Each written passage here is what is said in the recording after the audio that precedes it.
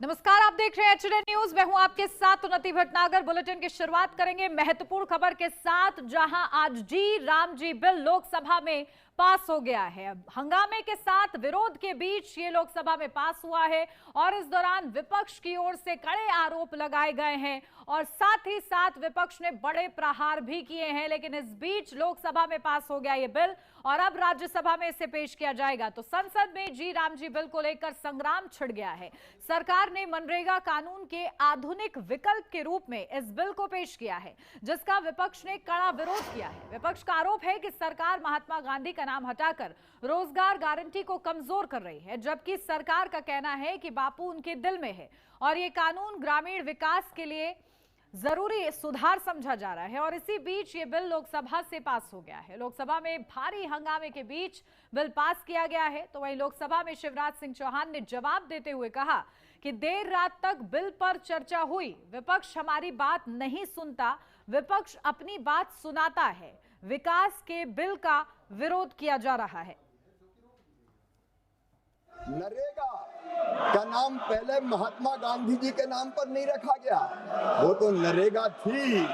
बाद में जब 2009 के चुनाव आए तो चुनाव और वोट के कारण बापू याद आए, महात्मा गांधी याद आए और तब उसमें जोड़ा गया महात्मा गांधी जी का नाम। लेकिन माननीय अध्यक्ष महोदय, मैं निवेदन करना चाहता हूं, इस मनरेगा को भी अगर ताकत के साथ किसी ने ठीक ढंग से लागू किया तो वो हमारे प्रधानमंत्री श्रीमान नरेंद्र मोदी जी ने लागू किया।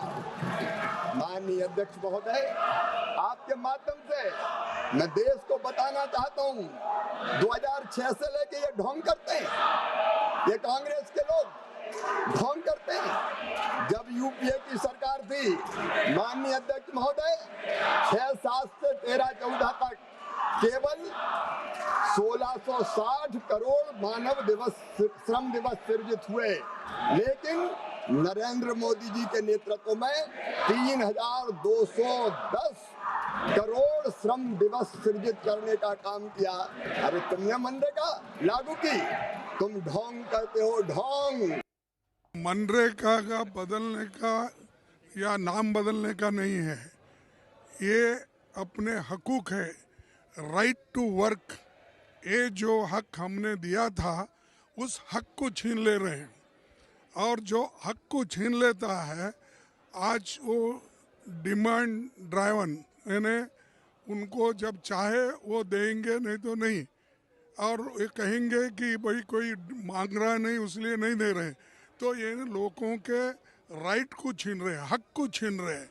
ये मुद्दा बहुत बड़ा है और गरीब लोगों के लिए, खास करके जो पिछड़े दलित काम करते थे और इवन अदर कम्युनिटीज, उनके लिए बहुत बड़ा मुश्किल है।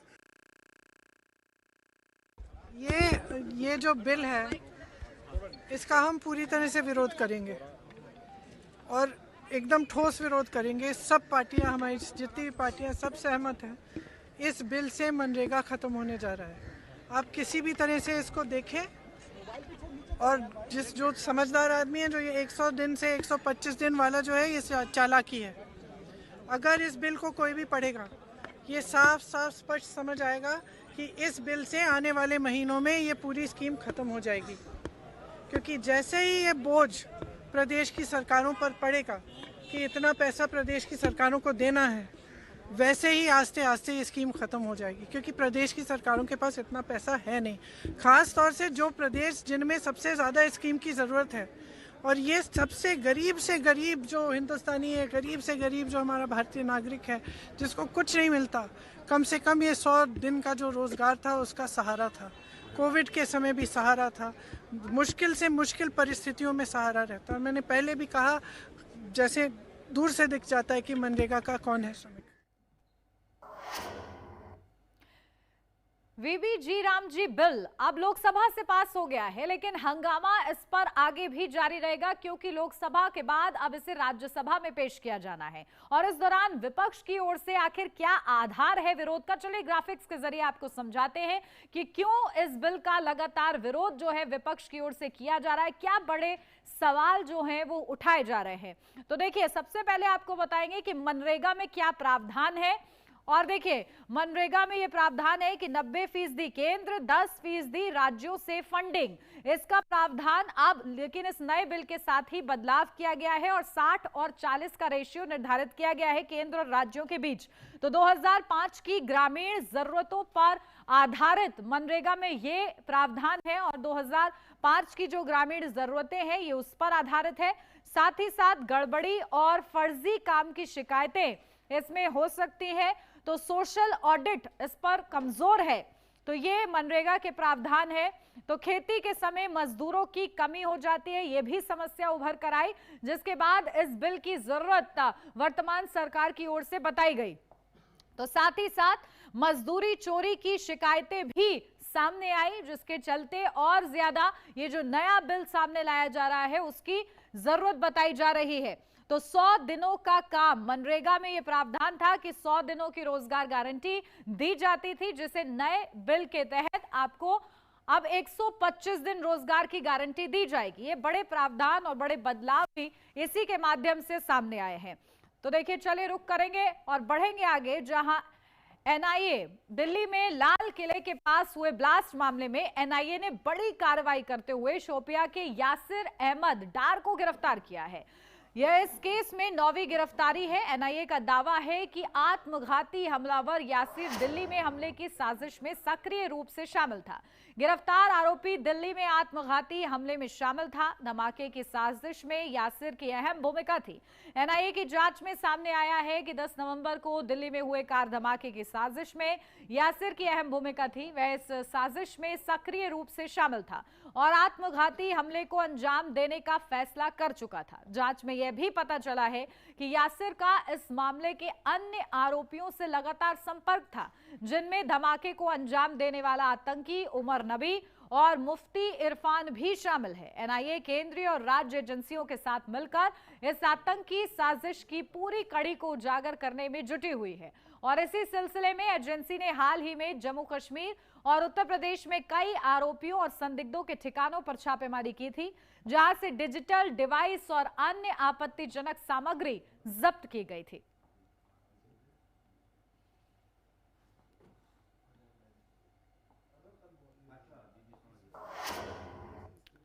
तो दिल्ली कार ब्लास्ट मामले में यासिर डार की गिरफ्तारी कितनी ज्यादा महत्वपूर्ण समझी जा रही है, चलिए ग्राफिक्स के जरिए आपको बताते हैं कि इस पूरे मामले में क्या कुछ बड़ी कार्रवाई एनआईए की ओर से अब तक इस पूरे मामले में की गई है। तो दिल्ली ब्लास्ट केस में एनआईए का एक्शन, ब्लास्ट केस में एनआईए ने 9वीं गिरफ्तारी की है। यासिर डार की गिरफ्तारी हुई है एनआईए की ओर से और कई अहम सुराग उसके माध्यम से लग सकते हैं, क्योंकि वो बड़ा सुराग समझा जा रहा है। सुसाइड बॉम्बर यासिर डार अरेस्ट कर लिया गया है। तो देखिए, ये बड़ा एक्शन लिया गया है और एनआईए को ये बड़ी सफलता मिली है, क्योंकि यासिर डार भी अब कब्जे में है। तो जम्मू कश्मीर के शोपिया का रहने वाला ये यासिर डार बताया जा रहा है, क्योंकि दिल्ली कार ब्लास्ट का जो कनेक्शन है वो जम्मू कश्मीर से भी जुड़ता हुआ नजर आया। इससे पहले भी कई गिरफ्तारियां हुई जिनके कनेक्शन जम्मू कश्मीर से जुड़ रहे थे। तो दिल्ली में हुई यासिर डार की गिरफ्तारी, तो इस बड़ी गिरफ्तारी के साथ ही कई अहम चीजें पता लगी हैं कि किस तरीके से इसका कनेक्शन था बड़े आरोपियों के साथ। तो 10 नवंबर को कार धमाके की साजिश में यासिर डार की भूमिका अहम बताई जा रही है, यानी कि यासिर डार भी मुख्य आरोपी जितनी भूमिका में नजर आया है, उसको भी कई जानकारियां थी कि आखिर कैसे ये ब्लास्ट करना है। तो इस मामले के अन्य आरोपियों से लगातार वो संपर्क में था, यानी कि उसके पास भी कई अहम जानकारियां थी इस ब्लास्ट से जुड़ी हुई, वो भी इस नापाक साजिश का हिस्सा था। तो एनआईए की आरोपी से पूछताछ लगातार जारी है और अब देखिए, देखना होगा कि पूछताछ में क्या बड़े खुलासे यासिर डार की ओर से किए जाते हैं, किस तरीके से उसके कनेक्शंस और उजागर होते हैं और संपर्क में, क्योंकि वो अन्य आरोपियों के था, ऐसे में क्या कुछ उनके साथ चर्चा हुई, इसको लेकर भी अब खुलासे होने बाकी हैं। तो खबरों का सिलसिला आगे भी जारी रहेगा। फिलहाल यार रुक रहे एक छोटे से ब्रेक के लिए, जल्द हाजिर होते हैं।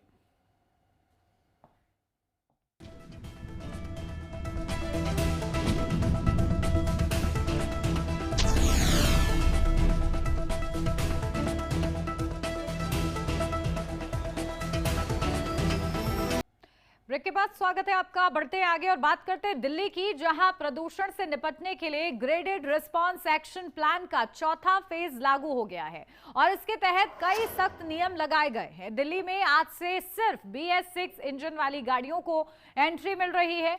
इससे कम मानक वाले दिल्ली के बाहर की गाड़ियों को शहर में आने की इजाजत नहीं दी गई है। इस फैसले से दिल्ली में बाहर से रोजाना आने जाने वाली 12 लाख गाड़ियों पर असर पड़ा है। नोएडा से 4 लाख से ज्यादा, गुरुग्राम से 2 लाख और गाजियाबाद से 5.5 लाख वाहनों को दिल्ली में आने से बैन कर दिया गया है। दिल्ली में नो PUC नो फ्यूल नियम भी लागू हो गया है। पॉल्यूशन अंडर कंट्रोल सर्टिफिकेट के बिना गाड़ियों को पेट्रोल, डीजल या CNG नहीं दिया जा रहा है।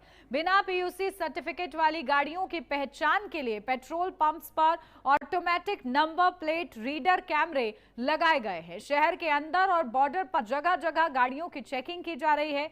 PUC जांच में फेल होने पर गाड़ियों को बिना फ्यूल दिए पेट्रोल पंप से लौटाया जा रहा है। तो वहीं नॉन BS6 इंजन वाली गाड़ियां बॉर्डर से यू टर्न ले रही हैं।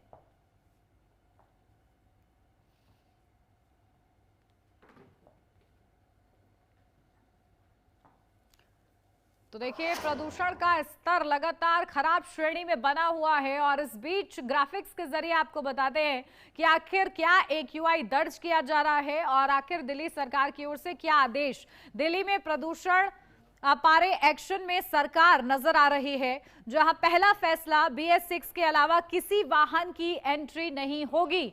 ये आदेश जो है दिया गया है ताकि थोड़ा सा प्रदूषण को कंट्रोल किया जा सके और ये पहला फैसला देखिए दिल्ली सरकार की ओर से लिया गया है। अब दूसरा फैसला आपको बताते हैं, बिना प्रदूषण सर्टिफिकेट पेट्रोल, डीजल और CNG नहीं मिलेगी। ये आदेश भी जारी किया गया जिसका आज से ही पालन शुरू भी हो गया है। ये महत्वपूर्ण फैसला दिल्ली सरकार की ओर से दिया गया है पॉल्यूशन को कंट्रोल करने के लिए। साथ ही साथ तीसरा फैसला सुनाया गया है कि निर्माण कार्यों से जुड़ी सामग्री लाने वाले वाहनों पर भी रोक लगा दी गई है, क्योंकि ग्रेड 4 की जो पाबंदियां हैं वो लागू हो गई हैं और इसी के साथ ये तीसरा फैसला लिया गया। तो वही चौथा फैसला ये लिया गया कि सरकारी और निजी दफ्तरों में 50% कर्मचारी जो है काम करेंगे, यानी कि वर्क फ्रॉम होम की सुविधा यहां पर कहा जा रहा है कि दी जाए ताकि पॉल्यूशन कंट्रोल हो सके।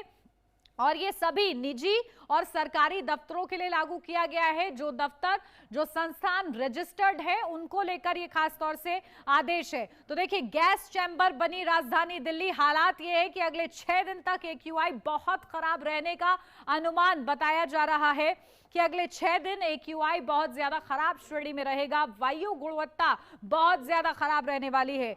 तो दिल्ली के ज्यादातर इलाके में हवा जहरीली हो चुकी है, यानी कि लोगों का सांस लेना दिल्ली में अब उन्हीं के लिए हानिकारक होता हुआ नजर आ रहा है, क्योंकि हवा जहरीली हो चुकी है और तरह तरह की बीमारियों से लोग ग्रसित हो रहे हैं जहरीली हवा के चलते। तो चिंतन का विषय यह है कि प्रदूषण से बिगड़ते हालात पर संसद में 4 घंटे चर्चा। तो देखिए किस तरीके से चर्चा भी हो रही है कि आखिर इसका कोई सल्यूशन सरकारों को मिले ताकि वो अपनाए और इस पॉल्यूशन पर लगाम लग सके, क्योंकि हर साल दिल्ली की यही हालत होती है।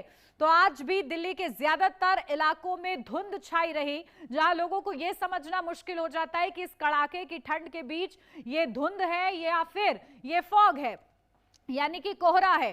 तो देखिए, हालात ये है कि सुप्रीम कोर्ट ने 9 MCD टोल प्लाजा बंद या ट्रांसफर करने को कहा है।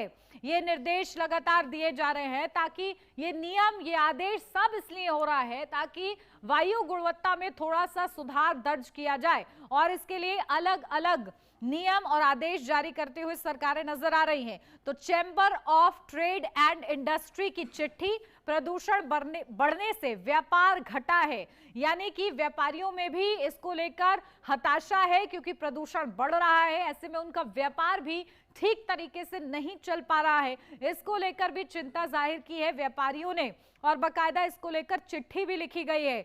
तो प्रदूषण नियंत्रण के लिए गूगल मैप और मैप इंडिया की मदद ली जा रही है। अब देखिए एक्शन क्या हो रहा है वो हम आपको बता रहे हैं।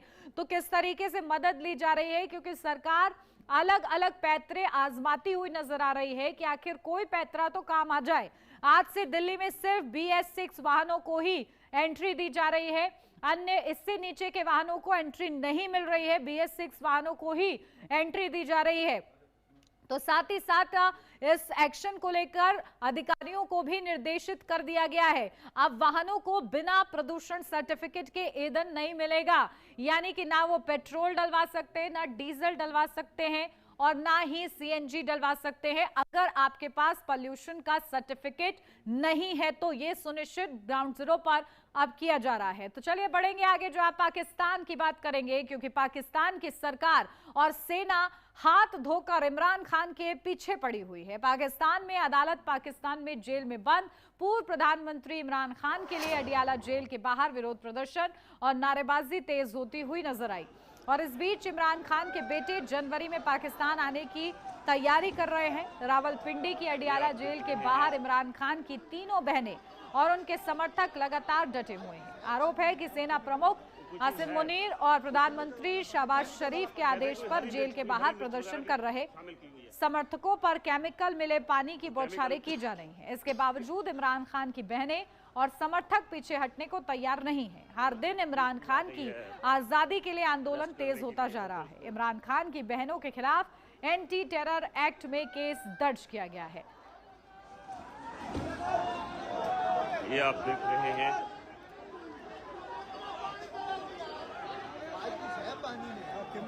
कोई चीज है, वो केमिकल वाला पानी कहते हैं, कोई हरी मिर्च वगैरह भी शामिल। तो आखिर ये पाकिस्तान में क्या हो रहा है, क्योंकि इमरान खान तो अडियाला जेल में बंद है, लेकिन बाहर उनकी बहनों पर मुकदमे दर्ज किए जा रहे हैं। NSA के तहत कार्रवाई उन पर की जा रही है, मुकदमे इस तरीके से दायर किए जा रहे हैं। चलिए ग्राफिक्स के जरिए आपको समझाते हैं इमरान खान की बहन का क्या दावा है। सबसे पहले वो जानिए। सबसे बड़ी मुश्किल इमरान खुद झेल रहे हैं, ये बहनों का दावा सामने आया है, क्योंकि बहनें आरोप लगा रही हैं कि आखिर ना मुलाकात करने दी जा रही है इमरान खान से, ना मिलने दिया जा रहा है और इमरान खुद जेल झेल रहे हैं। जो सबसे बड़ी मुसीबत है, ये कहा जा रहा है।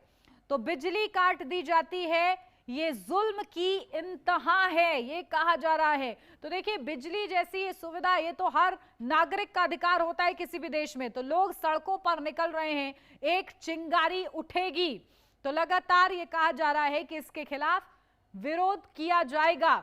और इस स्थिति को लेकर अब पाकिस्तान में आगे इमरान खान का क्या भविष्य होता है, ये देखना होगा। और इसी के साथ इस बुलेटिन में बस इतना ही। खबरों का सिलसिला आगे भी जारी रहेगा, बने रहिए HNN न्यूज के साथ।